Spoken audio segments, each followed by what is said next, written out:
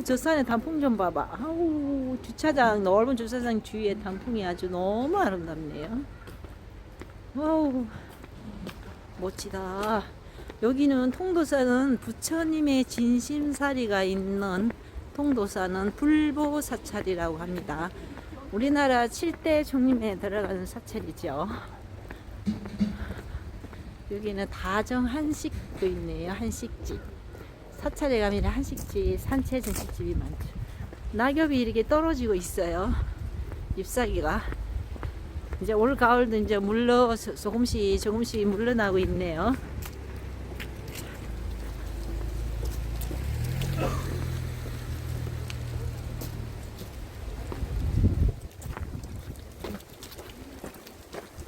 어우, 낙엽 좀 보세요. 제가 걸어가고 있는데 지금 낙엽이 막 떨어지고 있어요. 오, 저거 또 보여드려야 되겠네. 강가에. 예, 이 강가에 물이 흘러가고, 오, 이게 뭐 계곡물인가요? 통도사 들어가는 입구입니다. 예. 들어가는 입구에 계곡이 흐르고 있고, 이게 나무가 있는데 낙엽이 이렇게 떨어지고 있습니다. 너무 운치 있다. 시골 사냐초가 이 통도사 입구를 지나고 있어요. 너무 깜깜한가? 안겨 있으니까. 오늘 제가 레드비치로 입었어요. 왜냐면 오늘 단풍색을 담고 싶어서, 단풍과 하루 데이트를 하고 싶어서 이렇게 빨간 옷으로 오늘 또 컨셉을 맞춰봤습니다. 여러분, 인생은 별거 없어요. 그냥 건강하고 즐겁게 사는 겁니다. 그리고 어느 날 지구상을 떠날 때는 일도 양단하는 노을처럼 멋있게 하는 거예요. 좋다. 이 다리를 건너나 봅니다. 아, 좋네.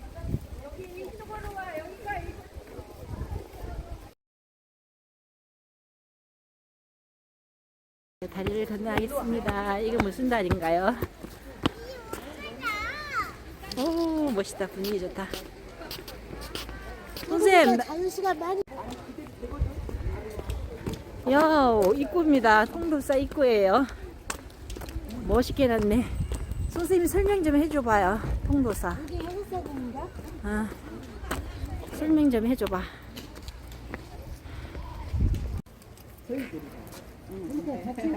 예요. 천년이 지난 고찰에 함께 이제 앞 들어가서 문화를 두루 살펴보겠습니다. 그 전에 들어가기 전에 일단 창건에 대해서 알고 들어가시는 게 도움이 될 듯합니다. 통도사는 언제 창건했냐면 신라 선덕여왕 15년 서기로 따지면 646년이에요. 그래서 올해로 치면 이곳이 1378년 차 되는 천년고찰이에요. 여러분들 천년고찰 통도사에 오셨습니다. 자, 이곳 통도사는 신라시대에 자장스님이란 분이 그 당시에 당나라를 유학을 갔다 오시면서 가져온 불사리, 부처님의 진실사리와 그 다음에 금난가사, 그 다음에 화엄경 완역본 이런 불구를 들고 들어오십니다. 그 가져온 불사리를 중심으로 절을 그 당시에 신라 땅에 세 곳에다가 절을 지었어요. 제일 먼저 지은 것이 울산의 태화사 또는 대화사라고 합니다. 그 다음 경주의 황룡사지, 세 번째가 양산 통도사를 지었어요. 그런데 두 곳의 사찰은 기록에만 남아있고, 황룡사지 경주에 가보셨지만 터만 남아있고 신초성만 남아있어요. 그런데 통도사는 지금까지 1000년이 넘도록 유지관리 보수를 잘하고 있어서 정멸보궁 사리탑을 모시고 있는 탑이 그대로 존재해 있고 사세도 엄청납니다. 이거 통도사에 여러분이 오신 겁니다. 그 자장율사께서 지으신 이 사찰 경례를 들어갈 건데 딱 처음에 만나는 사찰의 첫 문이 일주문 됩니다. 일주문은 기둥주자에 나릴자에 기둥줄을 써서 기둥이 나릴 한자어로 나릴처럼 옆으로 이렇게 줄을 섰다 해서 일주문이고요. 세 칸으로 나누어져 있고 건물을 보면 옆에는 보조 기둥으로 활주가 되어 있습니다. 지붕이 무겁다 보니 보조 기둥을 사용했고요. 현판에 보면 저기 향 오른쪽부터 영축산 통도사 이렇게 금색을 글씨로 씁니다. 현판에 금색을 글씨를 쓰는 곳은 잘 보기가 드물어요. 근데 통도사에는 현판에 금색 글씨가 2점이 있어요. 위는 누구의 글씨냐면은 흥선대원군의 배체입니다. 예나 지금이나 금을 사용할 수 있는 왕족이나 사용할 수 있었고 권력이 있어야만 쓸 수 있었습니다. 그런 의미로 보면 흥선대원군이기 때문에 금색 글씨가 가능하지 않았을까 이렇게 추측하고 있고요. 영축산으로 읽습니다. 옛날에는 저 독수리 치라고 옥편에 나오는데 영치산, 치서산, 영취산, 영축산 이렇게 많이 그렇게 서책에 보면 여러 가지로 나옵니다. 이게 복잡하다 보니까 우리나라 한국 국가지명위원회에서 2008년부터 딱 명시를 했어요. 영축산에 인도에 영축산이 있지 않습니까? 그래서 영축산으로 부르기로 했다. 그렇지만 영취산도 틀린 게 아니고 독수리 취자도 틀린 게 아니라고 보시면 됩니다. 자, 그 밑에 있는 주련에 향 오른쪽에 국지 대찰, 굴지 종가 이건 설명 안 해도 알겠죠. 나라의 큰 대찰이고 종가다 이런 표현입니다. 통도사 이주문에는 다른 사찰에 보기 드문 뭔가 한 가지가 있는데 뒤돌아보시면 여기 좌우에 석주가 있어요. 예. 석주에 이렇게 적혀 있습니다. 방포원정, 상료, 청주 이래 되죠. 방포원정이란 말은 머리를 깎고 코를 두르신 분, 스님들을 말합니다. 그분들은 그게 상료, 글자가. 청주 이곳에는 다 있잖아요. 많은 각시의 성들이 있잖아요. 그럼 이성 동거 필수 화목 성씨가 다른 스님들끼리 모였으니 화목하게 지내라는 계율을 입구에다 딱 명시해 준 게 특징이고요. 여러분들이 건너오신 다리를 보시면 난간이 없어요. 네. 네. 홍층에서 피양교, 속계에서 법계로 넘어오는 다리, 피양교라고 보시면 되고, 저희 통도사는 다리에 이름이 있습니다. 삼성 반월교라고, 네. 정석당 경봉 스님께서 이름을 저기 법수석에 딱 지어놨는데, 거기에 또한 재밌는 일화가 있습니다. 자, 저 다리를 보시면 큰 아치, 무지개 모양을 하나 돼 있고 밑에 3개의 아치가 있죠. 예. 자, 저거를 큰 아치는 반월로 보고요. 3개의 아치는 별로 봅니다. 자, 제가 다리 이름이 삼성 반월교라 했죠. 삼성 3개의 별 반월 달입니다. 자, 여러분 이거 한번 봐주세요. 우리가 마음심자를 쓰면 획을 하나 긋고 반월을 그리고 점을 2개 찍어요. 그럼 하나의 점과 3개의 별이 되죠? 이거를 거꾸로 형성돼요.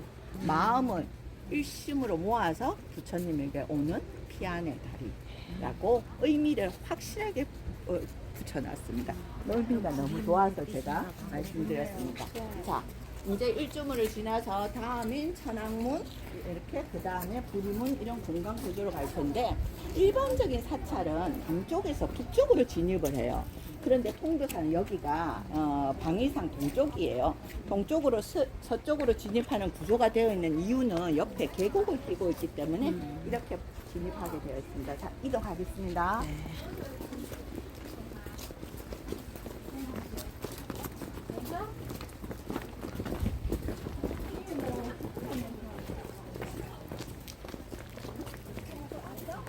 여러분들 식사는 어떻게 하실 건가요? 시간을 1시간이라 했는데 12시 반까지 하면 되겠죠? 지금 11시 반이니까. 아, 괜찮아요. 넉넉해요. 혹시 어디에 또 점심 예약하고 오셨나 싶어서 여쭤봤어요. 지금 통도사가 이제 마지막 가을을 즐길 타이밍이에요. 제가 기다리면서 멋있어. 여기 낙엽바위 너무 멋있어. 구경하고 있었거든요. 내일만 되고 이번 주면 아마도 마지막 낙엽일 네. 것 같아요.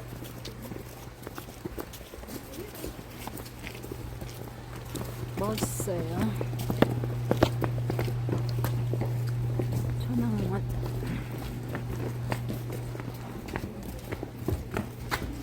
자, 이곳은 천왕문인데, 자, 많이 진입을 하기에 좌우에 사천왕님을 한번 봐주시고, 발 아래에 있는 한쪽으로 딱 붙으십시오. 어떤 쪽이든.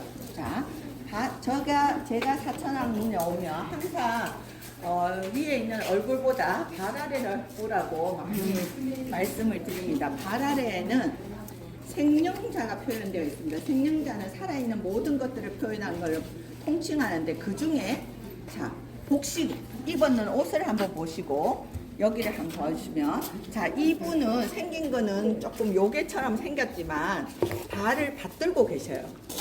그쵸? 그런데 이분은 발 아래 깔려 있어요. 그러네. 의미가 있습니다. 받들고 계시는 분은 사천왕님의 시자라고 보시면 돼요. 도움이라고 보시거나 협시를 하시는 뭐라고 보면 되는데 여기에 있는 복색은 보면 조선시대의 관료 복식을 하고 있어요. 자, 머리에 있는 사목 같은 예. 그 조선시대 관료 복식을 하고 있어요. 이는 왜 그러냐? 조선소의 관료들이 우리 민생들을 가장 괴롭힌 존재로서 표현을 했어요. 자, 세금 교주죠. 무작위를 일시키죠. 이래서 민생들은 관료를 벌 줄 수가 없어요. 우리 대신에 사천왕님께서 벌 주는 구조로 되어 있어요. 그래서 이걸 보면서 글을 모르는 민생들은 이걸 보고 얘기를 들으면서 우리 대신 나쁜 우리가 어떻게 하지 못하는 관료들을 벌 주는 걸로 위안을 삼으면서 절에 들어가는 구조고요. 이러한 구조로 다 사천왕생이 대부분 비슷비슷하게 되어 있어요. 그런데 특이한 거는 여러분들이 자주 알고 이름이 오르는 불국사에는 가면은 여기 사천왕의 두 다리 사이에 사타구니 사이에 누군가의 한 존재가 낑겨져가 꼼짝달싹 못하는 존재가 있는데 거기에는 훈도시 일본의 그 기저귀 같은 거 씨름 선수들 입는 복장 있잖아요. 그 복장에 외인이 표현되어 있습니다. 자, 간포를 지나서 바닷가에서 조선조까지 계속 왜구들이 침범했어요. 신라 때부터. 그랬기 때문에 그 표현을 해서 왜구를 물리치고 벌주는 구조로 되어 있어요. 그래서 다른 사찰에 가더라도 사천왕님 명호 보다 밑에를 보면은 이야기가 있다. 그런 걸 한번 봐주시면 훨씬 재밌을 겁니다. 자, 이동합니다. 자, 이쪽으로 오십시오.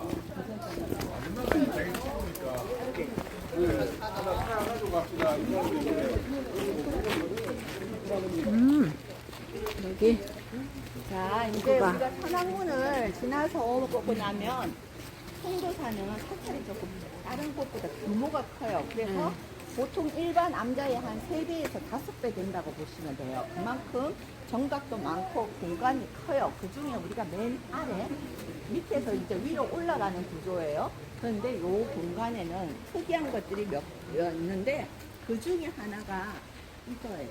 이 정각인데 가람각이라고 해서 가람신중은 우리의 민속신앙이에요. 가람신은 우리 할머니들이 집에서 방독간 위에 뭐 정화수 떠놓고 토지신 또는 집 지킴이한테 뭔 일이 있을 때마다 기도하잖아요. 그런 의미예요. 그런데 이 가람신이 왜 홍도사에 들었나?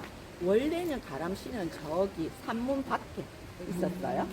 산문 밖에 있는 거를 송도사에서 우리 같이 가자. 가람신 만나러 올 때 부처님 뵙고 부처님 만나러 올 때 가람신을 뵈라는 의미로서 가람신을 경례로 끌어들였어요. 그러한 상징의 의미가 담을 보시면 천왕문에서 담이 일자로 되어야 되는데 가람각을 밖에 내놓으면서도 기역자로 디귿자로 꺾어서 안으로 경례를 넣었어요. 참 생각이 우리 조상님들 특이한 것 같아요. 그런 가람신중을 모시고 있고요. 방칸이지만 저기에는 마후라가 들어보셨나요? 8부 성중 중에 뱀신을 모시고 있어요. 저기에 그렇게 우리 민속 신앙에서도 집 지킴이 토지신은 구렁이로 보는 예가 있어요. 그래서 저기에 그렇게 모시고 있는 게 특이하고요. 송도사에 특이한 게 몇 가지가 있으면 그걸 중점적으로 말씀드릴게요. 그 다음에 여기에 있는 거는 도민종 누예요.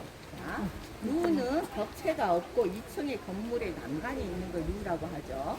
자, 상하에 층으로 나누어서 불전사물, 불가에 예불 전에 타종을 하거나 두드려서 소리를 내는 악기 4가지를 모시고 있는 걸 말합니다. 자, 4가지를 보면 위에 층 먼저 볼게요. 북, 벚꽃. 자, 벚꽃. 그 다음에 물고기 모양 어고 또는 목어라고도 합니다. 자, 목어의 두 개 중에 저 뒤에 보면 움판이 또 있어요. 쇠로 만든 그 다음에 범종 이런 구조가 되어 있는데 굴전 사물이 다 모셔져고 있지 않은 곳에 범종만은 꼭 있습니다. 자, 벚꽃의 의미는 그 가죽을 4발 달린 짐승으로 했기 때문에 축생을 소리로서 제도한다. 어고는 딱 봐도 물에 살잖아요, 고기는. 그래서 수생 동식물을 소리로서 제도한다. 그럼 움파는 자, 맞아요. 조류. 거기다가 우리 조상님들은 돌아가서 영혼까지 날아다닌다고 표현하세요. 그 영혼까지. 자, 그러면 범종은 세상 만물. 자, 저곳이 없는 곳에 범종만은 꼭 있다 했죠. 세상 만물 거기에다 하나 더 더하면 땅 속의 지옥 중생까지 소리로 제도한다. 그래서 불전 사물이 불가에 있는 이유가 되겠습니다. 4가지가 다 없더라도 범종만은 꼭 있어요. 그걸 알고 자 보시면 좋겠습니다. 이동하겠습니다. 그런데 참 특이한 게요.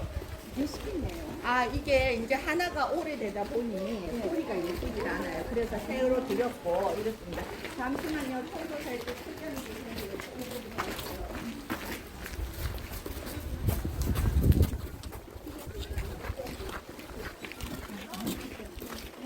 자, 요곳에 지금 반야용선? 저기 반야용선인데요. 네. 지금 판에서 덧대놨어요. 이 이유는 몇 년 전 말삭 태풍이 굉장히 심할 때 그 태풍의 방향이 동에서 서로 불렀어요. 그래서 여기에 있는 그 벽체에 그려진 진품 반야용선도가 지금 많이 훼손되어 있어요. 그래서 마지막 태풍이 사라질 때까지 이렇게 보호한다고 가림막을 쳐놨어요. 그 원래의 그림에서 조금 훼손된 그림이지만 그거를 인쇄를 잘해서 되어 있는데 반야용선은 앞에 용두가 표현되어 있고 그 다음 용미, 용의 꼬리를 표현되어 있고요. 가운데에 여기에 성선한 사람들이 26명이 성선에 있대요. 세워보시면. 그 다음에 앞에 여기 나무 결에 딱 보면 일로왕 보살님이라고 이 배를 인도하시는 보살님이 계시고요. 끝에는 지장보살님이 이들을 이끌고 극락으로 간답니다. 지장보살님의 역할은 지옥 중생들을 다 제도할 때까지 나는 부처가 되지 않고 머무르겠다 하신 분이죠. 자, 이분들이 타고 가는 반야용선에 밑에 보면 푸른 물결이 있고요. 하얀색 백년, 극락을 표현한답니다. 백년 5송이가 이렇게 표현되어 있어요. 이거는 1868년에 그려진 건데 근세에 아주 가까운데 그려졌지만 굉장히 수작으로서 지금의 이 반야용선을 전국에 있는 사차들이 모방으로 많이 그립니다. 다른 데 가서 너무 닮았다 하는 그림을 보면 통도사글을 모사를 했다고 봐도 과언이 않는 정도로 굉장히 아름답기로 의미를 부과하는 것도 좋고 색감도 좋고 이렇게 5송이의 100년까지 아주 이렇게 잘 되어 있습니다. 네, 이동한 각이 아미타불이 계시는 극락전이에요. 그래서 극락전 후불에 지금 반야용선도가 그려져 있는 거고, 아미타불을 극진하게 3번만 염송해도 뭐 옛날 어르신들은 극락에 갈 수 있다고 믿었기 때문에 아미타불을 염송했다고 보는데 저기에 타기 위해서는 잘 살아야 되겠죠. 그리고 삶에 떠나면서 미련을 버리면서 떠나야 되겠죠. 그런 걸 표현한 것 같습니다. 그 숫자의 의미와 타고 있는 의미는 그렇다고 보시면 되겠습니다. 이동하겠습니다. 죄송한데 한 가지만 네. 여쭤볼게요. 범종이 네, 새벽 예불 때하고 저녁 예불 때하고 하종수가 틀립니다. 그게 그 하종수가 틀리는데 그것도 사찰마다 틀립니다. 그래서 그래요? 고정관념을 버리시고 그게 사찰마다 틀립니다. 저희들은 사찰마다 창건주인 그 횟수를 한 번을 더해가 할 수도 있고요. 네. 빼가 할 수도 있고 사찰마다 틀리고 소속으로 틀립니다. 자, 이쪽으로 오십시오. 자, 우리가 범정루와 반야용선도를 보고 여기가 하루 전에 왔습니다. 아니, 저를 보세요. 저를 보세요. 탑을 볼 겁니다. 자, 탑을 보고 보시고, 자, 가운데 탑을 중심으로 건물이 디귿자로 구성되어 있어요. 자, 여기 만세로까지 하면 미음자로 구성되어 있지만 정각의 구조로 보면 1탑, 삼금당으로 구조로 되어 있어요. 자, 그 중에 북면에 되어 있는 영산전인데 저 건물이 딱 봐도 제일 크죠. 그래서 위세로 봤어도 저 건물이 제일 좋고요. 건물도 고물이고 영산전은 저 안에 있는 모든 벽화 있죠? 보물이에요. 그러니까 보물 덩어리의 건물 앞에 우리가 섰습니다. 자, 그 중에 탑. 여러분들이 이제 해설을 하시다 보면 탑의 층수를 구분하실 수도 있겠죠. 네. 굳이 그거는 이제 설명 안 하고 3층 석탑이고 통일신라 9세기 말에 전형적인 표본이라고 보시면 됩니다. 그 앞에 있는 것은 베레석이라고 해가지고 공약물이나 향료를 넣는 곳이라고 보시면 되고요. 저거는 진본이 아닙니다. 후대에 갖다 놓고 진본은 끼워져서 성고 박물관에 있어요. 그 다음에 극락보전은 아미타 부처님을 주불로 계신 곳. 그 다음에 여기 약사전은 약사 여러분이 주불로 계시고. 그럼 영산전은 저희 저는 석가모니 부처님을 주불로 계시는데 딱 지금 보면 부처님 안 보이죠? 보통 문 열면 부처님 보여야 되는데 그런데 계십니다. 어디에? 동편에 앉아서 그쪽을 보고 구성하는 구조로 복당 구조가 그렇게 되어 있어요. 그러면 지금 정면에 보이는 저 그림은 뭐냐 하면 팔상성도예요. 팔상성도 테마인데 부처님의 일대기를 8폭으로 그려진 팔상성도 그림을 보관하고 있고요. 저 그림 역시 보물인데 저기는 영인본이고 진본은 성보박물관에 있어요. 그래서 비교해가지고 보시면 되고요. 저곳에 계시는 부처님께서 동편에 앉아서 서쪽으로 앉아서 있는 공간 구조는 법화경의 이야기를 저 건축에다 옮겼어요. 법화경의 영산해상이라고 아시죠? 영산해상을 펼치는 그것을 부처님이 앉아 계시고 부처님께서 영산위를 펼치시는 설법을 하니 서쪽에서 사부 대중들이 앉아서 성취하는 구조로 되어 있는데 그게 벽화 그림으로 되어 있어요. 그래서 그거를 지금 한번 보러 갈게요. 안에 들어갈 신발 벗고 번거로우니까 살짝 보고 지나가도록 하겠습니다.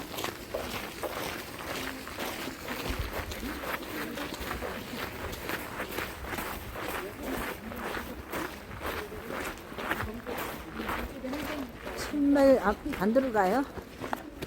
이거 찍어도 되나요? 자유 시간 드릴 테니까 그때 보시고 자 동편에 석가모니 부처님 서쪽에 다보탑 자 다보탑 그림이 있죠. 그게 석가모니 부처님께서 영산회를 펼칠 때 서쪽에 사부 대중들이 듣고 있는 형상이고 거기에 보탑 다보탑이 땅에서 솟아올라 석가모니 부처님의 말이 진실임을 걸 증명하면서 찬한다. 법화경에 이렇게 표현되어 있어요. 그것을 그림, 벽화로 재현해 되었습니다. 자, 이쪽으로 오세요.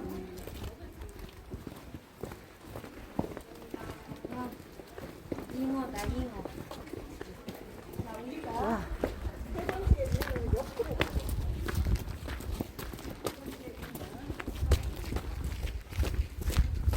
저기 홍매화가 통도사의 유명한 자당입니다.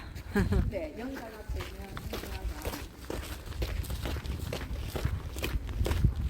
이 건물은 스님들이 공부하시는 공간이라고 보십니다.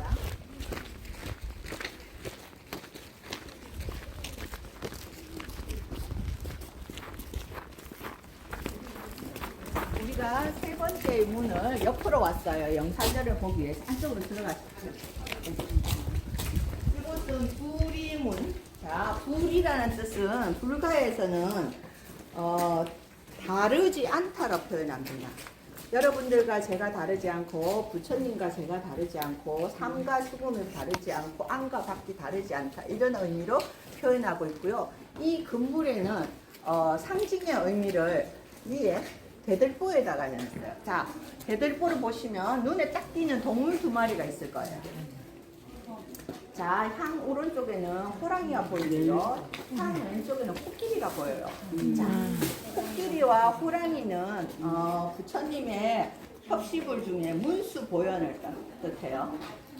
자, 문수보살이 청사자를 많이 거느리고 다니긴 있긴 한데 인도를 거쳐서 우리나라를 불교가 전해지면서 우리나라는 사자가 보기 힘들어요. 그래서 사자 표현보다는 우리가 친숙한 호랑이로 많이 표현이 바뀌어져 있어요. 그래서 호랑이는 사자와 똑같다고 보시면 되고 문수라고 생각하시면 돼요. 지혜의 상징 문수, 보현보살의 행동, 행론, 실천의 상징인 보현보살입니다. 그러면 이 건물에 왜 지어놨나? 자, 이 문을 통과하면서 저기 마지막 건물, 마주보고 있는 큰 건물이 대웅전 석가모니 부처님을 데려가는 마지막 문이에요. 자, 들어가면서 석가모니 부처님의 설법을 듣고 지혜를 깨달으래. 문수의 힘을 빌어서 지혜를 깨치면 그 깨달은 지혜를 배워서 나가면 실천하라. 이 문을 나가는 순간 배운 거를 실천하라는 행동의 의미를, 상징의 의미를 건물에다 부여했고요. 그래서 그것은 문수와 보현이 석가모니 부처님의 협시불처럼 들어오는 이들을 그렇게 표현한다고 보시면 됩니다. 자, 그리고 이 공간을 딱 지나가면 이제 장로전에 두 번째 구역이 있고요. 저 석동을 지나서 보면 장로전의 구역이 있는데 이곳에서 제가 대웅전 설명을 잠깐 합니다. 왜냐하면 멀리 있어야 보이는 것들이 있어요. 자, 저기에 마주보는 건물에 자, 우리가 중간을 너무 차지하면 안 되니까 이쪽으로 갑시다. 자, 이쪽이 훨씬 잘 보여요. 자, 이쪽에서 보시면 저 건물을 보시면 지붕을 봐주세요. 지붕을 멀리서 봐야 보입니다. 지붕에 흑기와와 다른 색깔이 하나 보이죠. 회색 흑기와예요. 위에 부에 상륜부에서 3분의 2 정도는 회색 기와가 보이는데 줄줄줄 숫기와가 있는 것은 회색인데 숫기와 숫기와 사이의 마지막 3분의 1은 짙은 암갈색이 되죠. 보살님 입으시는 옷 색깔처럼 이런 색깔이 표현되는 저거는 철기와예요. 철기와가 녹슬어서 마지막 암막색 기와에 녹슨 자국이 이래 흘러내리는 게 보여요. 철기와를 설명하면 잘 못 알아봤고 가까이 가면 잘 안 보여요. 여기서 잘 보여요. 색깔 부분이 확실하게 되고요. 사면에 다 3분의 1 정도로 재사용할 수 있는 걸 그대로 재사용했어요. 그런데 저 정각에 왜 철기와를 썼느냐? 석가모니 부처님의 진신사리를 모시고 있기 때문에 장롱의 효과, 위험의 효과를 하면서 철기와를 썼다고 보시면 됩니다. 자, 그러면 기와 설명하고 나머지는 또 저기 가서 가까이 가서 하겠습니다. 이제 중로전으로 넘어가겠습니다.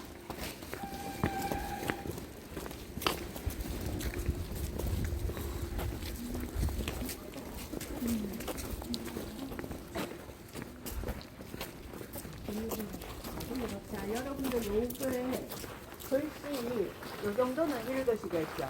원통호 돼 있어요. 자, 그 다음에 돌석자에 석파 이항, 석파 이항. 아까 제가 흥선대원을 필체 말씀드렸죠? 흥선대원을 필체 말씀드려요. 숙파 이항의 글씨랍니다.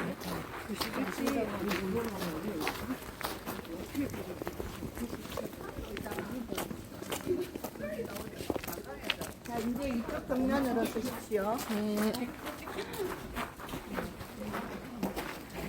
자, 여기의 구조에는 중로전에 왔는데 중로전은 아까 하로전은 가운데 석탑을 중심으로 1탑 상금당의 구조였다면 여기는 석등을 앞에 두고 건물이 뒤로 나란히 줄 서 있는 구조예요.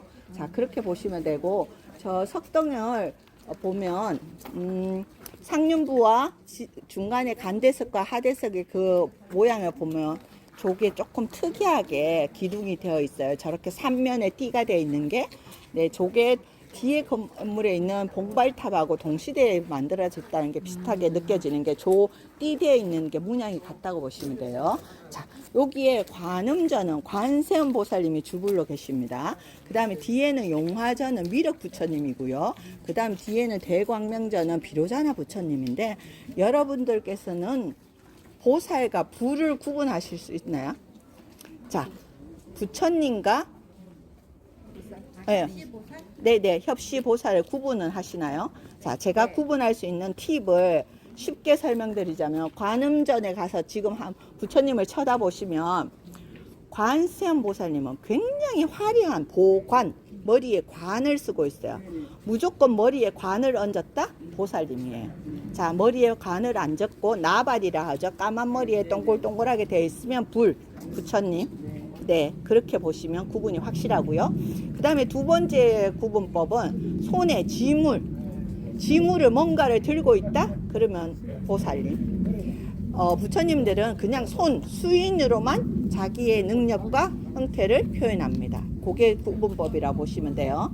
부처님은 대신이고. 그쵸. 야, 그렇게 안 들고 계시는 분은 있어요. 네. 그래서 약함이 안 들고 있거나, 그 다음에 호리병을 안 들고 계시는 부처님이 있기 때문에, 그럴 때는 뒤에 탱화를 보면 알고요. 그 다음에 뒤에 있는 협시불이 뭔가에 따라서 또 그 부처님의 명호가 달라지기도 합니다. 자, 이동해 볼게요.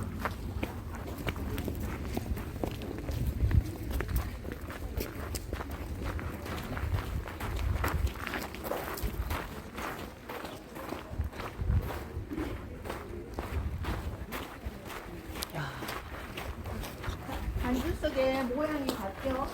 이쪽으로 오시죠. 자, 이쪽으로 오시면서 여기에 계시는 미륵 부처님입니다. 한번 바라봐 보시면 이곳에 계신 미륵 부처님께서는 몸이 금색이 아니고 금인이 아니고 하얀색 호분칠이라고 합니다. 흰색의 몸을 하고 계십니다. 자, 우리 조상님께서는 예전에는 미래의 색을 흰색으로 봤대요. 그래서 미륵 부처님은 예전에는 거의 흰색으로 조성을 했답니다.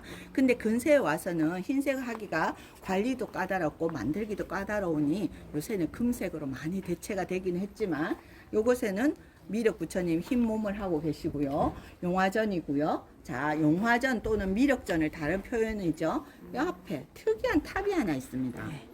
자, 이거는 보물이면서 굉장히 전국의 유일한 보물이에요. 이런 형상의 탑을 갖고 있기는, 자, 이 탑의 이름을 봉발탑, 받들봉, 바루를 받든다. 그 다음에 의발탑이라고도 표현합니다. 의발은 부처님이 쓰시던 모든 거를 다 통칭한다고 봅니다. 그러면 이곳이 왜 있느냐? 바루의 형상을 하고 있고 뚜껑이 있는 모양으로 되어 있어요. 요게 이 용화전 앞에 왜 있느냐? 자, 미륵은 언제 나타나냐? 석가모니 부처님께서 돌아가시고 난 이후 56억 7천만 이후에 나 대신에 중생을 구제할 리가 올 리가 미륵이라고 하고 가셨어요. 석가모니 부처님께서. 그러면서 그가 오면 내가 쓰던 바루를 내려주라고 천상계에 맡겨놨어요. 그러면 이거를 전해줘야죠. 예전에는 불가에서는 이렇게 지금의 수행 과정이 성과대학이 없을 때는 나의 스승이신 스님께서 나한테 몇 년간 경전 공부와 모든 학습을 다 시키고, 너는 이제 내가 더 가르쳐 줄 게 없으니 너 스스로 나가서 일가를 이루라 하고, 지금의 졸업의 의미로 나갈 때, 떠날 때 스승님이 쓰시던 경전, 가사, 장삼, 바루를 내리면서 졸업의 의미로, 상징의 의미로 뭔가를 줬대요. 그거와 똑같이 석가모니 부처님께서 미륵에게 내리는 그 당신을 뒤를 이을 제자라고 보시면 돼요. 그러면 이게 지금 천상계에 있는데 미륵전 앞에 미륵이 받을 거잖아요. 자, 여러분 보세요. 둘레석이 이 건물하고 평행으로 되어 있지 않고 돌아져요. 빽딱하죠. 아, 그러네. 이유가 있습니다. 자, 우리가 상을 받으러 도장 스님님 앞에 가면 도장 스님님 앞에 상 받는 사람이 앞으로 가서 이렇게 마주보죠. 이것도 마찬가지입니다. 누가 주신다고?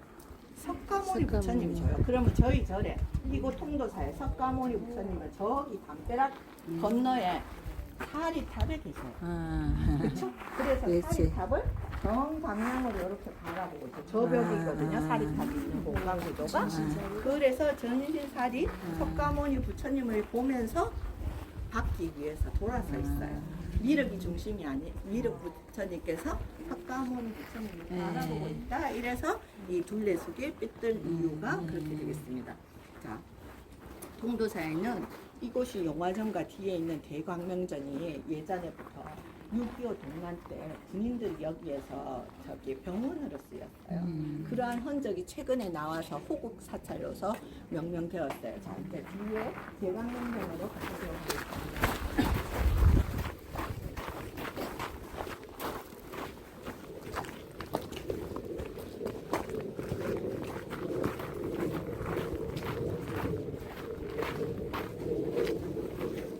이쪽 안쪽으로 들어오십시오. 자, 여기에서 가운데 보시면 부처님이 딱 보입니다. 자, 자, 부처님의 이번에는 수인, 손 모양을 한번 봐주세요. 우리가 제일 앞건물에서 관세음 보살님을 봤을 때는 손에 연꽃을 들고 있었고요. 그 다음에 보관, 화려한 관을 써서 관세음 보살님이라고 칭호를 했고, 앞에 계신 미륵 부처님도 나발이 표현되어 있고, 여기 계시는 부처님도 금인이지만 나발이 표현되어서 제가 불 부처님이라고 표현했어요. 이게 구분이 될 것이고요. 그 다음에 소인을 보자면, 자, 저분은 비로자나불입니다. 자, 비로자나불은 합장, 이렇게 돼 있는 합장 외에 어떤 식으로든 오른손 왼손이 붙어 있으면 비로자나 부처님입니다. 자, 가장 흔하게 표현되는 게 요렇게 돼서 요렇게, 좌우는 바뀌어도 상관없습니다. 그 다음에 중지, 엄지, 이건 상관없어요. 이런 식으로든 상하로 이렇게 붙어 있는 경우가 많고요. 저렇게 통도사처럼, 통도사는 이렇게 돼 있어요. 여기를 이렇게 꼬부리고 이 위에 이렇게 감싼 자세로 되어 있어요. 어쨌거나 합장 말고 손이 붙어져 있으면 비로자나 부처님이라고 보시면 맞고요. 자, 이곳 비로자나 부처님은 아까 제가 영산전 건물이 전체가 보물이고 안에가 다 보물이라고 했잖아요. 이것도 마찬가지입니다. 건물이 보물이고 뒤에 있는 부처님 뒤에 있는 삼면에 되어 있는 탱화 역시 보물로 되어 있고요. 통도사에서 이 정각과 이 정각에는 또 특별한 안에 보면은 화기가 적혀 있는데 불을 제압하는 문구가 적혀 있어요. 목조 건물이다 보니까 화재에 취약하니까 소화부, 금화부 이렇게가 불을 다스리는 진원이 적혀 있는데 그 진원이 이 건물과 이 건물에서 나왔어요. 그래서 우리 통도사에는 5월 5일 단오날 용왕제를 지내면서 거기에 있는 소화부 글을 저기 뒤에 보시면 작은 미니 소금 단지 위에다가 인쇄를 해서 그 소화 글을 적고요. 그게 소금을 넣어서 건물의 사방에 다 올려놓는 용왕제를 지냅니다. 이는 목조 건물이니까 화를 다스리게끔 우리가 잘 보존 관리하고 있다는 이런 행사가 되겠고요. 그럼 저 글귀가 어떤 글이 적혀 있냐 이렇습니다. 자, 우리 집에 손님 한 분이 오셨는데 그 사람은 바다 사람인지라 입에 물을 머금고 있다. 그래서 능히 불을 잘 다스리는 분이다. 자, 생각해 보세요. 누굴까요? 건물에 힌트가 있어요. 자, 기둥 위에 있으신 분. 자, 처마 양쪽 끝에 있으신 분. 용을 말합니다.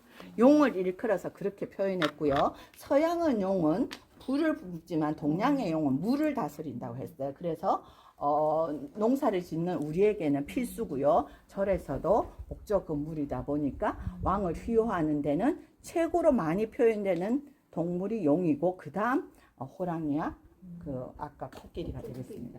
자, 그런 의미로서 그 진원이 적혀 있는 것을 소금 단지 위에 지금 종이를 볼 수는 없지만 보면 화마 진원이 적혀 있어요. 그것을 다 정각의 평방 위에다가 네 곳에 동서남북 다 있어요. 없는 정각이 몇 곳 없어요. 거의 다 얹혀져 있다 보시면 돼요. 저기 보이는 문수보살님이 계신데도 지금 보이죠? 저 대각선으로 이런 식으로 해서 통도사에서는 이것이 하나의 큰 행사입니다. 용왕제가 5월 5일 단오날 합니다. 그날 오시면 화마진원이 적혀있는 지퍼백에 소금을 넣어서 저희들도 받을 수가 있어요. 네, 그런 의미로 보시면 되고 자, 아까 영산전은 법화경의 이야기를 건축으로 풀었다 했잖아요. 내부가 다 영산회를 펼치는 모습을 했으면 이 대광명전은 화엄경을 위주로 풀었어요. 화엄경에서 화엄에서 진리를 뭐로 표현하는 빛, 광명으로 표현했어요. 보세요. 대광명전. 진리의 상징이 비로자나 부처님은 화엄의 상징이라고 보시면 돼요. 그렇게 해서 비교해서 두 건물을 보시고 두 건물을 이해하면 훨씬 더 빨리 이해가 되리라고 봅니다. 통도사에는 건물뿐만 아니라 건물 외벽에 굉장히 아름다운 그림들이 있습니다. 자, 여기에 보면 청룡, 분룡도라고 하기도 하고 푸른 용을 표현했고요. 호작도, 자코도라 해서 호랑이와 까치 그림이 있어요. 이거는 벽사의 의미로서 조선조에서부터 많이 썼고요. 불가에서 용과 호랑이는 또 많이 쓰니까 요런 벽화를 보기 위해서 오시는 분들이 굉장히 많아요. 자, 통도사의 유리다. 그 단체 얼마 정도 요 건물도 여기도 이제 보시면서 여기는 지금 창건주가 제가 자장율사님이라고 말씀드렸잖아요. 자장율사님의 진영을 모시고 있는 구조고 예전에는 해장고각으로 기능을 했어. 지금 책꽂이에 그쵸? 경전이 꼽혀 있어요. 그리고 그 전에는 요 공간 구조가 뭘로 쓰였냐면 왕가의 식구들이 통도사에 진신사리탑이 있기 때문에 사리가 모시고 있기 때문에 기도하러 오는 원찰로서 왕가 식구들의 원찰이었어요. 그러면 이 소설 산문을 기준으로 이 뒤에 권력들이 이곳에 머무시면서 기도를 했다고 합니다. 그래서 그런지는 모르겠지만 이거는 확실하지 않습니다. 여기에 보면은 나루가 단층이 올려져 있어요. 그렇게 좀 특이한 구조로 되어 있고요. 그 다음에 해장포각이라는 현판에 보면 신의 국축 이수라고 적혀져 있어요. 신의 년이 1851년입니다. 국축, 국화핀 가을에 이수 해놨어요. 이수는 뜨뜻할 이 늙은이 수랍니다. 이 사람은 이제 누구죠? 곤도닌 맞아요. 곤도닌의 필체입니다. 이제 곤도닌이 여러분들 예산에 수사 김정희관 있죠. 수사와 친분을 굉장히 더럽게 했는 사람이고 그 다음에 김유건? 예, 김유근도 세 분이 굉장히 예, 친했지 않습니까? 그분 중에 한 분인데 이 신에는 이분이 이곳을 지났겠죠. 그런데 자기는 뭔가의 모함의 철종 때 모함을 받아서 유배 가는 길이었던가 봐요. 나 유배는 가지만 뜨뜻한 늙은이야. 그래서 이수 뜨뜻한 이 늙은이 수랍니다. 저는 저 글자 몰라서 한참 공부하는데 한참 애를 먹었어요. 그게 그렇더라. 저는 이제가 호기 때문에 이수도 혼 줄 알았어요. 그런데 글자를 이렇게 공부를 해보니 그게 아니고 나 뜨뜻한 늙은이야. 귀향은 가지만 나 죄 없어. 유배를 가면서 그렇게 표현을 했나 봅니다. 그래서 이게 곤도닌의 예, 필체가 남아있다고 보시면 되고 자 우리 특이한 소설 산문을 앞쪽에서 한번 보도록 하겠습니다. 자, 이 소설 산문은 원래는 사찰에 있으면 안 되죠. 소설 산문이 쓸 수 있는 곳은 왕가의 궁궐의 정문, 그 다음에 사당의 초입, 그 다음에 명륜당의 그 사당을 모시는 초입에만 소설 산문을 쓸 수가 있어요. 그런데 이곳에 왜 있느냐? 제가 아까 설명했던 왕족이 다니던 원찰이었기 때문에 그것을 상징하는 의미로 여기에 문을 달았고요. 그리고 예전에 실제로는 이 문 둘레에 허리 정도의 담이 있었어요. 그거를 둘레를 쳐놨는데 그거는 이제 관람을 편의상 근세에 없앴고요. 그러한 공간 구조로 되어 있습니다. 소설 산문이 하나의 문이 위로 올랐는 거는 여러분들 뭐 잘하시니까 설명 안 해도 되겠죠. 왕은 고개를 숙일 수가 없답니다. 그래서 말에서나 가마에서 내리지 않고 유일하게 오시는 분이 왕이기 때문에 고개를 숙이면 안 되니까 문을 높였다. 자, 그렇게 보시면 돼요. 자, 이제 돌아서 아까 대홍전의 나머지 부분을 보도록 하겠습니다. 자, 대홍전에 제가 철기화를 썼다는 거 위험과 장식을 하기 위해서 다른 장식도 많습니다. 자, 순막색 기와에 동글동글 반짝반짝 뭔가 하나씩 덩어리가 올려져 있는데 꽃, 백자, 흰 백자로 구워는 연봉이랍니다. 연봉 덩어리를 구워서 장식을 했는데 왜 했는가는 자, 저기 왼편에부터 14번째를 세워보세요. 14번째 못이 하나 보여요. 백자 연봉이 안 보이고. 자, 마지막 못이 하나 보인다. 네, 순막색 기아가 세월이 오래 들으면 저 비스듬한 게 중력의 힘으로 스르륵 미끄럼틀처럼 하나가 빠지면 저 줄이 다 빠진대요. 그래서 제일 마지막에 철심을 못을 딱 꽂아가지고 고정을 시켰대요. 신기하죠? 봐요. 제가 하나가 숫기아가 빠지면 그 옆에 양쪽에 암기아도 빠진대요. 그래서 쟤를 고정시키고 못이 보이니 밉죠. 그래서 백자 연봉을 구워서 또 장식을 했어요. 대단하게 장엄을 했어요. 왜? 이곳이 석가모니 진신사리를 모시고 있는 공간이기 때문에. 자, 그래 보시면 되고요. 자, 백자 연봉 저기 왜 하나 빠졌나? 쟤도 태풍에 날아갔어요. 그리고 그래서 우리는 설명하기 좋아졌긴 하지만 하여튼 날아갔어요. 그 다음에 이제 철기화 설명 드렸고, 저기에 대웅전 현판 있죠? 네. 저 현판의 결실은 누가 적었는지가 잘 모르겠는데, 그런데 옆에 금강계단의 결실은 흥선대원군의 필체가 없거든요. 그건 누군지는 모르지만 대웅전 현판 아래 가운데 억칸에 문살을 보세요. 문살 조각이 단청은 다 사라졌지만 하나의 꽃그림이 아니에요. 여러 가지 꽃그림을 한꺼번에 조각을 해서 굉장히 화려하게 예쁘게 되어 있고요. 그 다음 내려오면 축대 기단을 한번 봐주세요. 기단을 돌을 보면 굉장히 큰 장대서 긴 돌을 썼어요. 보통 이제 기단이나 석축을 쌓을 때 일반적인 석축은 최대 길어봐야 이 정도예요. 보세요. 이 정도나 이 정도. 그런데 저기 보면 굉장히 길어요. 그리고 지금 한 면당 꽃이 하나씩 조각이 되어 있잖아요. 저게 하나의 꽃이 하나의 돌이 아니에요. 엄청 긴 거는 4개의 꽃을 조각하는 거예요. 자, 예나 지금이나 큰 돌을 사용한다는 것은 그만큼 공력을 들였고 사람의 힘이 많이 들었고 금전적으로 많이 힘이 들어야 돼요. 움직이는 데부터. 그런데 잘라서 안 쓰고 저만큼 샀다는 것은 그만큼 공력을 들이고 손을 금전도 투자하고 많은 투자를 했다는 거예요. 사리탑을 모시고 있기 때문에 장엄을 한 거예요.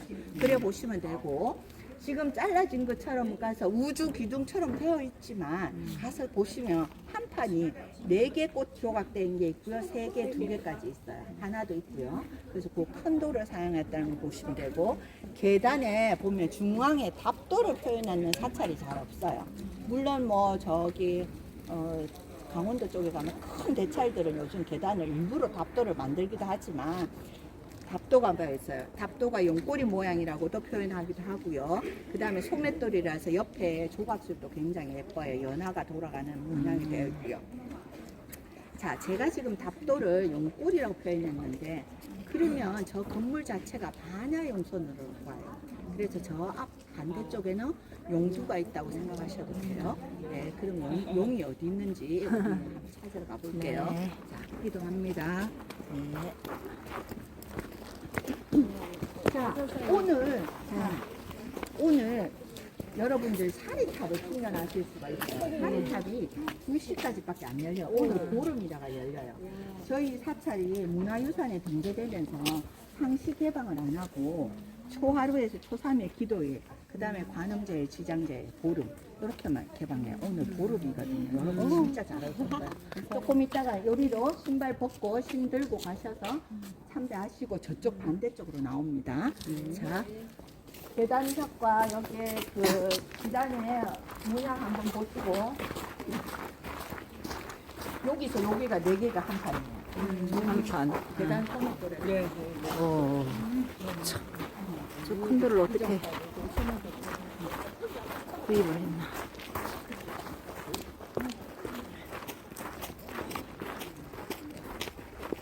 자, 여기 가운데 서서 대웅전을 한번 바라봐 주세요. 저희 사찰에 금색의 글 2개 있다 있죠? 네. 그 중에 하나가 오른쪽으로 금강 계단인데, 계단이 저렇게 걸어서 올라가는 계단이 아니고요. 수계식을 받는 장소, 장소를 의미합니다. 개는 수계식이라고 합니다. 자, 그러면 앞에 금강을 왜 붙였느냐? 금강은 한자어로 풀었을 때 다이아몬드를 말한다. 다이아몬드는 깨어지지 않죠. 그런 것처럼 스님들이 일정한 수행 과정을 끝나고 나면 나 부처님의 제자로서 서원을 하는 곳이잖아요. 앞으로 내가 부처님의 제자로서 쭉 스님이 길어 가겠다고 맹세하는 거잖아요. 다이아몬드처럼 깨어지지 않은 언양을 하는 장소, 수계식을 받는 장소라고 보시면 돼요. 그리고 무구글씨, 석파, 성선대원문을 보십니다. 자, 앞에 통도사 산문에서 석파의 글은 우리가 직인으로 알 수 있었는데, 직인 말고도 또 하나 알 수 있는 게 두인이라고 세금자 위에 나뭇잎 모양이 있으면 석파의 글이라고 보시면 99% 맞아요. 그러면 돌아보시면 가운데 대방향전, 보세요. 큰 대자 위에 나뭇잎 있나요? 없나요? 있어요. 석파의 글을 나뭇잎 있으면. 네, 그렇게 보시면 돼요. 여기도 보세요. 그 백자연봉 사방으로 둘렀어요. 요 건물에만 있어요.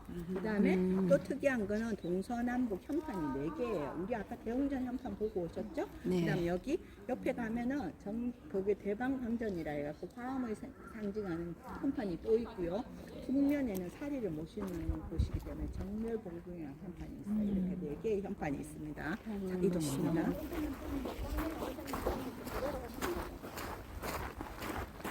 자, 아까 저쪽으로 들어가신 분들 이쪽으로 나오시죠.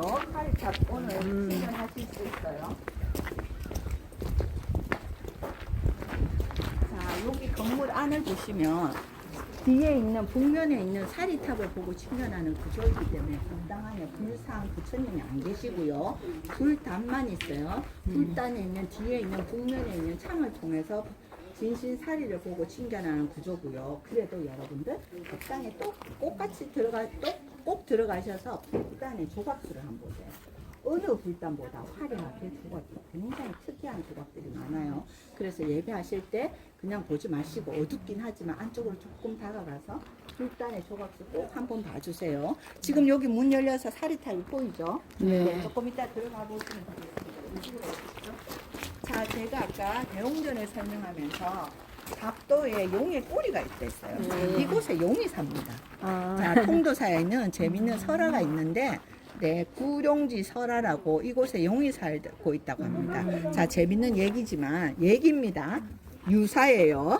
자, 이곳에 터를 잡으신 자장율사께서 이곳에 와보니 이곳이 습지의 땅이었대요. 물이 많고 늪이 있고 물길이 있고 연못이 있는 습지의 땅이었는데 이곳에 9마리 용이 살았대요. 그래서 용들을 교화시켜서 이사를 시키고 이곳에 내가 절을 지으려고 한다 하니까 이 용들이 말을 듣지 않았대요. 그래서 자장율사께서 법력을 펼쳐서 용을 쫓아냅니다. 어떤 식으로? 큰 하얀색 화선지에다가 불화자를 쓰고 연못에 투척하고 습지에 투척하고 주장자를 저으니 물이 끓어올랐답니다. 뜨거운 이 용은 살 수가 없어서 5마리는 인근에 있는 오룡곡이라는 지명이 있어요. 자, 저쪽에 동편으로 보면 삼동이라는 곳도 있대요. 여기 삼동면 있거든요. 삼동으로 3마리가 갔어요. 그래서 삼동이에요. 자, 삼동과 오룡곡. 그럼 8마리잖아요. 한 마리는 눈이 멀어서 도망을 갈 수가 없었어요. 그래서 자장유사께 스님, 저는 이곳에 눈도 다쳐서 못 가니 제가 이곳에서 부처님을 휴요하고 도량을 수호하고 남아있으면 안 되겠습니까? 하니 그러면 내가 이 신지를 다 메꾸지 않고 여기만 남겨놓겠다. 너 여기서 부처님의 말씀 들으면서 도량을 휴요해 해라 해서 남겨놓은 신지가 이겁니다. 근데 신기하게 이곳이 습지는 맞았나 봐요. 아무리 가물어도 물이 맨 밑에 한 20-30cm는 나와요. 그런데 들어가는 입수구 없어요. 여러분들 보시면 아시겠지만. 근데 출수구는 있어요. 물은 넘치면 빠져나가라고 여기에서 저렇게 배수 시설은 되어 있어요. 그런데 입수는 없어요. 저절로 솟아오르면 이 터가 물이 많은 습지였다는 건 맞나 봐요. 네. 얘네들이 우리가 말하면 먹이 준다고 이렇게 많이 보여요. 먹을 거 좀 가져올 거예요. 저기에 있는 게 사리탑의 구조인데요. 사리탑은 어떤 식이냐면 석종형 구도 있죠. 종 모양의 구도 모양으로 되어 있고요. 그 밑에 2단석이 장방향으로 네모 앞에 아주 넓게 2단으로 되어 있는 구조예요. 조금 이따 들어가 보시면 아실 거예요. 자, 여기에는 부엌이 작은 단칸의 살령각으로 표현되어 있어요. 단신각이 살령각으로 표현되어 있는데 제가 특이한 처음에 세설할 때 가람각 표현이었잖아요. 가람은 불교에 습합시킨다고 담을 둘러서 안으로 들였어요. 그런데 가람각은 담이 없어요. 왜? 산신은 산을 들락날락 자유롭게 다녀야 된대요. 그래서 담을 칠 필요가 없대요. 그렇게 고조를 해서 담이 없답니다. 그래서 바로 뒤에서 해서 움직일 수 있도록 이렇게 되어 있고요. 그 다음에 이곳은 삼성각이로 해서 복합정각입니다. 저곳에는 한 분만 모시는 게 아니라 나반존자, 그 다음에 칠성열애, 그 다음에 3분의 성인을 모셔서 복합정각을 구성을 하고 있고요. 자, 나가면서 여기에 응진전, 나한전을 보고 가겠습니다.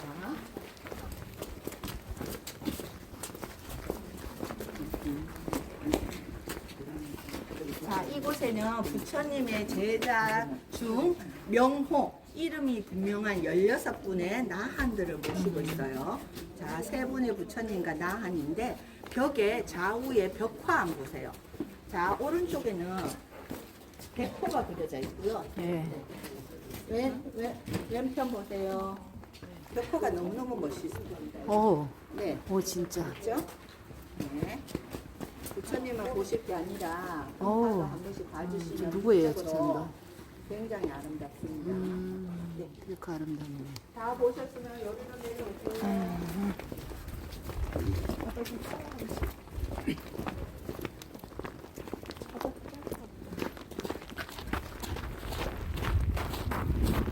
자, 요 건물에도 벽화가 있죠.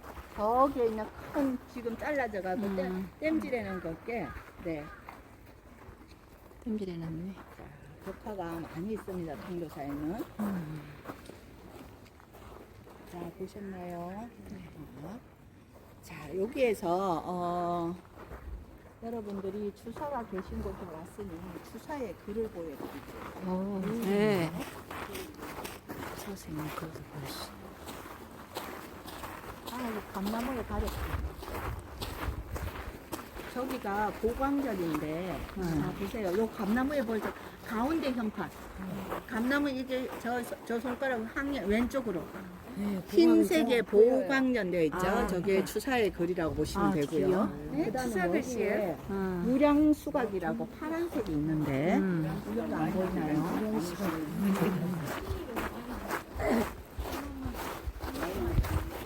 여기 보이네. 네, 네. 요거는 일로 향각이고요. 흰색의 선생님 파란색. 글씨예요? 네, 추사의 글이에요. 네, 그리고 무량수각은 우리 앞자가 여기에 15개가 있는데 경례에 이렇게 가면 뒤편에 금나가는 거면 이게 추사의 글을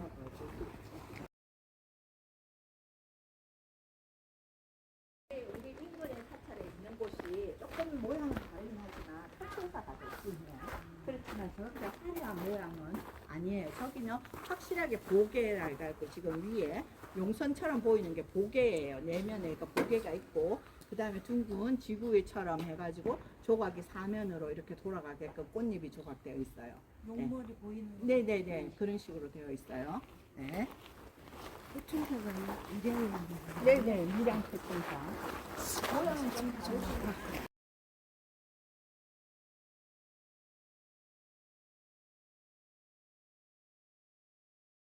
보관을 쓰신 분으로 되어 있어요. 나발도 아니고 보관을 안 썼어요. 지장보살이긴 하지만 유일하게 보관을 안 쓰신 분이 지장보살님 한 분이고요. 지장보살님을 대표하는 것은 저렇게 민머리 또는 두건으로 표현되어 있어요. 자, 뒤에 있는 테마에 보시면 지장보살님인 걸 알 수 있는 게 육환장을 들고 있어요. 육환장은 지팡이에 6개의 고리가 있어요. 육도윤회를 마음 놓고 다닐 수 있는 그걸 상징하는 의미로 육환장을 들고 계시고요. 지장보살님은 아까 제가 극락보전에 있는 반야용선들을 설명할 때 말씀드렸지만 지옥 중생들을 다 제도할 때까지 머무르시겠다는 서원을 세우실 분이라서 지옥과 현상계와 천상계를 두루 다니면서 일하시는 그런 분이라고 보시면 되고요. 지장보살님을 중심으로 좌우에 10분의 10왕, 또 편하게 발음해서 시왕이라고 표현하면 시왕이 계시는데 저분들은 어떠한 역할을 하냐면 지옥에 누군가가 돌아가셔서 넘어왔어요. 그러면 우리가 사후세계를 그러니까 있다고 믿는 사람들은 우리 조상님들을 천도제 또는 49제 제를 지내잖아요. 그곳에 머물 수 있는 공간이 있답니다. 그 중간 공간에서 우리가 남아있는 자식들이 죄를 어떻게 지내냐에 따라서 당신이 살았을 때 죄가 조금 감해지기도 하고 불가의 이야기입니다. 그렇게도 하기 때문에 49제 또는 천도제를 지낸답니다. 그러면 49제의 의미가 일주일이 지나고 나면 첫 번째 대왕님께서 당신이 살았을 때의 업에 대해서 한 파트만 10개의 파트 중에 죄 중에 한 파트만 죄를 판단을 하십니다. 그 다음 두 번째는 2주 지나서 그래서 77이 49에 7번이 지나고요. 8번째는 100일 때 9번째는 1년상 10번째는 2년 그러면 만 3년으로 탈상이 된답니다. 예전에 우리 조상들이 3년 시봉을 하고 탈상을 했다는 이유가 그렇고 요즘은 약식으로 49제를 초제와 막제만 하기도 하잖아요. 그거는 이제 편리에 따라서 하기도 하는데 그런 의미의 시왕이 보살님을 중심으로 좌우에 5분씩 이렇게 되어 있고요.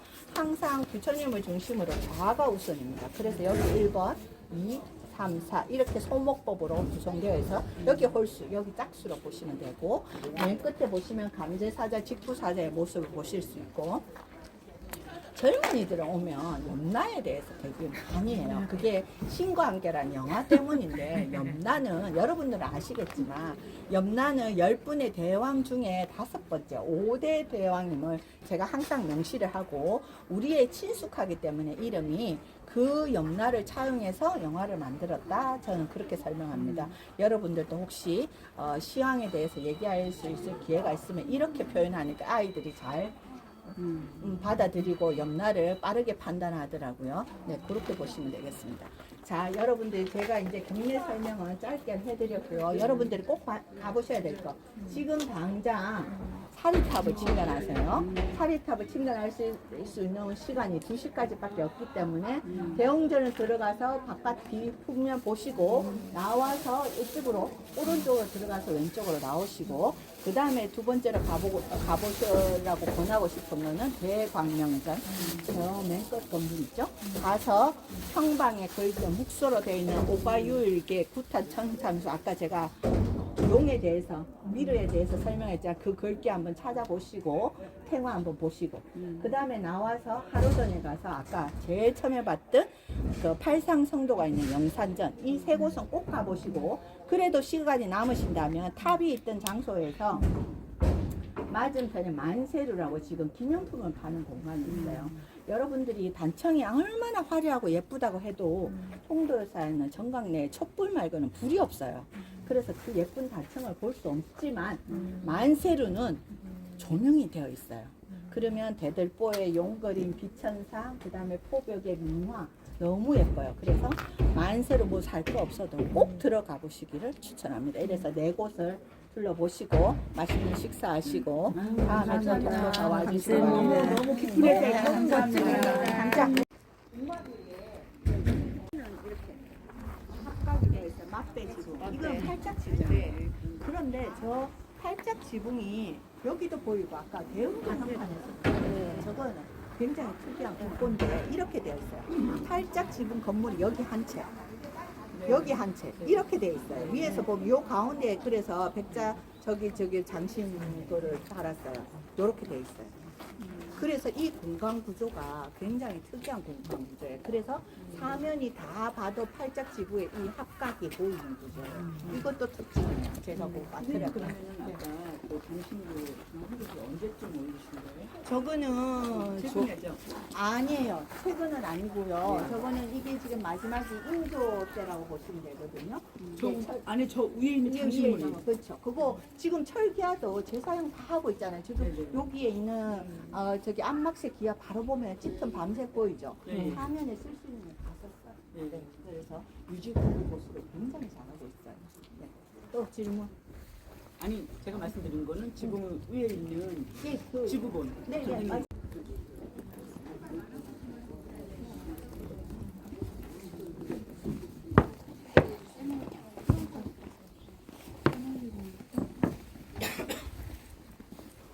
신발 어디다 뒀다고? 신발 그냥 여기다 보관하면 돼요. 예예, 저 안쪽에 좀 넣어주세요. 어르신들 나가다 우리 가니까. 예예 실내화는 이거를 신고 실내화를 갈아 신으랬네요. 갈아 신고 실내화를 탑돌이 하는 모실 같은데 신발을 두고 촬영은 안 돼요. 아, 네 알겠어요. 대왕명전 양산 통도사 대왕명전 대왕명전은 종로전 영역의 중심 건물로 함경의 주불주인 비로나자부를 모신 정각이다. 비로나자라는 진리의 빛을 두루 비춘다는 뜻이다. 통도 사약지에는 대광명전이 통도사 처음 지어질 당시에 지어진 정각으로 기록되어 있으며 대광명전 삼성 공비로 현관에 따르면 조선영조 32년 10월 화재로 소실된 후 영조 30년 9월에 다시 지어졌다고 한다. 대학명제 내비 하절이라는 진언이 적혀있다. 진언은 진리를 담는 말이란 뜻으로 그 자체로 신비한 힘이 있다. 여기 오고 대강명전 홍보이다.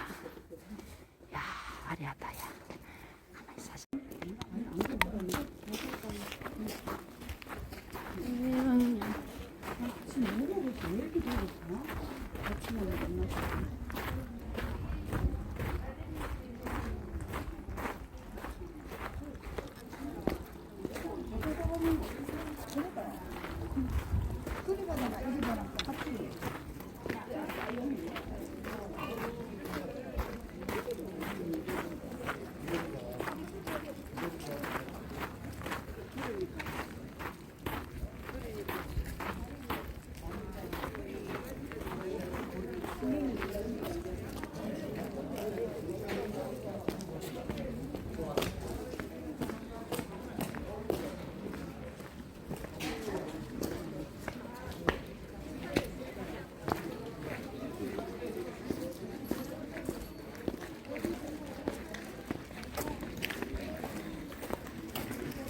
오늘은 우리나라 부처님의 진신사리가 모셔져 있는 통도사에 와서 조금 전 통도사에 계신 분의 이 통도사에 대한 해설을 자세히 들었습니다. 그래 모르던 것도 많이 알게 되고 참 좋네요.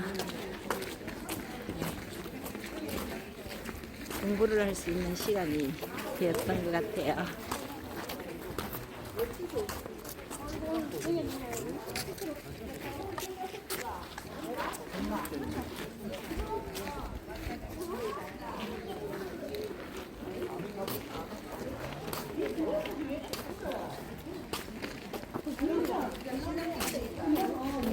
어우, 이 통도사에 뭐 단풍이 한창이네요.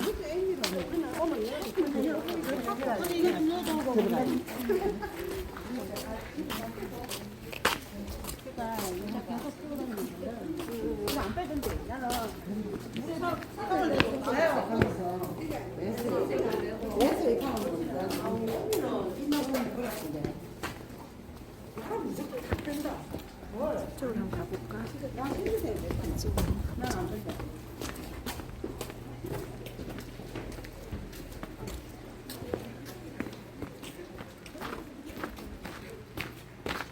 여기도 꽤 넓네요.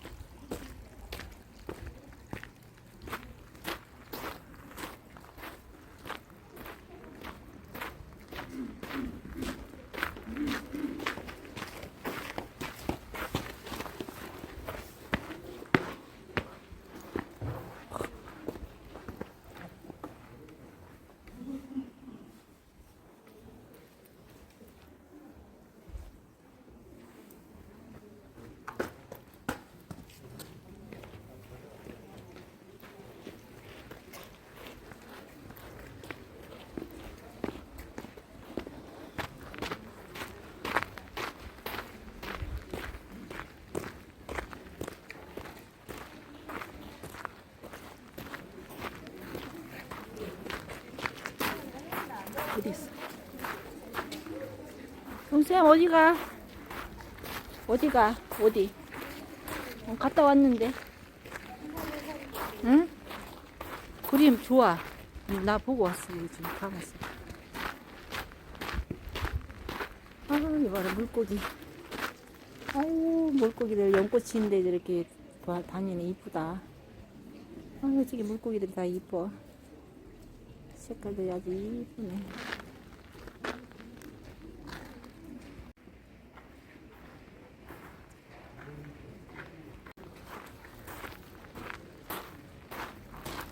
양산 통도사의 3층 석탑. 3층 석탑은 큰 받침돌과 위에 2층 계단을 세우고 그 위에 3층에 탑신을 올린 전형적인 통일신라 시대의 석탑 양식을 따르고 있다.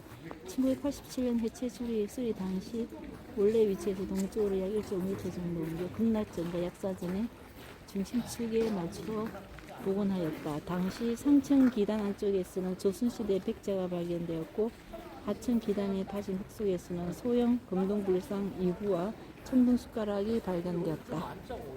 기단에서 발견된 유물들은 지금 위치로 석탑에 옮겨지면서 탑 비례석과 함께 성보박물관에 보관되어 있다고 하네요.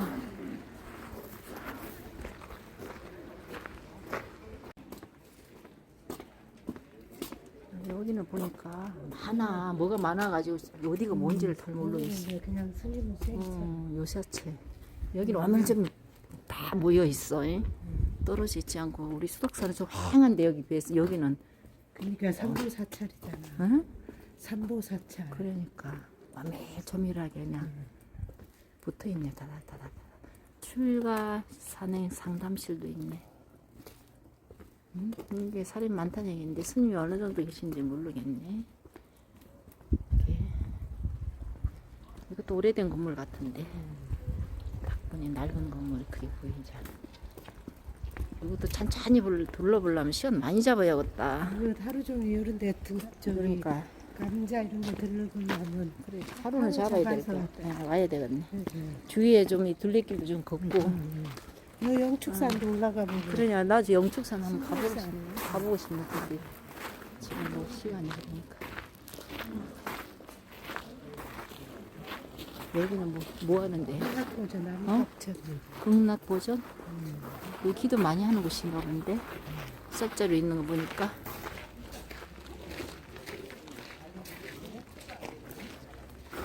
양산통도사 극락전은 극락세계를 열고 중생들을 깨달음으로 이끈다는 아미타불을 모신 건물이다. 극락전은 고려 국민은 18년 1369년에 처음 지어졌고 조선 숙충 40년 1714년에 다시 고쳐졌다. 일반적인 건물과 달리 측면에 의관 출입문을 둔 특징이 있다. 건물의 뒤쪽 바깥벽에는 일로 왕보살이 중생들을 인도하여 극락세계로 향하는 모습을 그린 반야용선도가 있다. 그 외에 포벽화 일부와 선조 영조 16년 1740년에 그린 아미타 후불도 등의 그림은 현재 성모박물관으로 옮겨서 보관하고 있다. 좋다. 아하. 와우, 너무 멋있다. 뒤에 뒷돌. 이거 그거 아니 개불 뭐예요? 이런 목조 수통? 옛날에 여기다가 막밥 씻고. 여기다가 밥 해서 밥에 넣고. 야, 여기 사진 하나 여기 하나 담고 싶다.